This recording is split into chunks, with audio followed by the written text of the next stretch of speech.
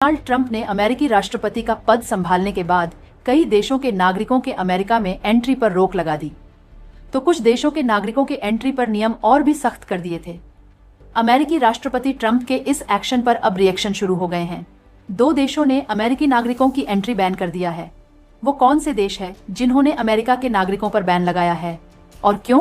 अफ्रीकी देश Burkina Faso और माली ने अमेरिकी नागरिकों की एंट्री पर बैन लगा दिया है, यानी अब इन देशों में अमेरिकी नागरिक यात्रा नहीं कर पाएंगे क्योंकि वीजा ही नहीं मिलेगा।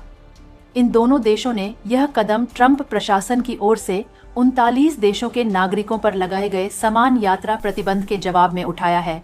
ट्रंप ने जिन देशों के नागरिकों के लिए हैं, उनमें फीफा वर्ल्ड कप के लिए क्वालिफाई कर चुके देश भी शामिल हैं, जिसका आयोजन अमेरिका और कनाडा में होना है। अमेरिकी नागरिकों की एंट्री बैन की घोषणा पश्चिम अफ्रीकी देशों के 2 विदेश मंत्रियों ने अलग अलग बयानों में की।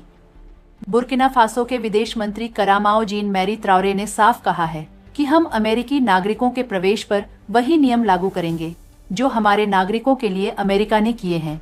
हालांकि माली ने फैसले पर खेद जताया है, लेकिन माली के विदेश मंत्रालय ने भी फैसले की पुष्टि की और बयान जारी करके बताया कि अमेरिकी नागरिकों के देश में एंट्री नहीं दी जाएगी। माली के लोगों पर अमेरिका में जो नियम लागू हैं, वही नियम अमेरिका के लोगों पर लागू होंगे।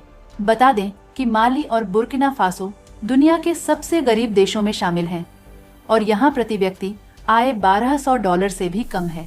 आपको बता दें कि व्हाइट हाउस की ओर से 16 दिसंबर को जारी आदेश में माली और बुर्किना फासो के अलावा 5 और देशों के नागरिकों को वीजा देने पर पाबंदी लगाई गई है। ये देश हैं Laos, Niger, Sierra Leone, South Sudan और सीरिया। इनके अलावा फिलिस्तीनी प्राधिकरण की ओर से जारी यात्रा दस्तावेज रखने वाले यात्रियों के भी अमेरिका में घुसने पर रोक लगा दी गई है। इनके अलावा ब्रुंडी, क्यूबा, टोगो और वेनेजुएला पर ये आदेश आंशिक रूप से पहले से ही लागू थे, इसे अब पूरी तरह से लागू कर दिया गया है।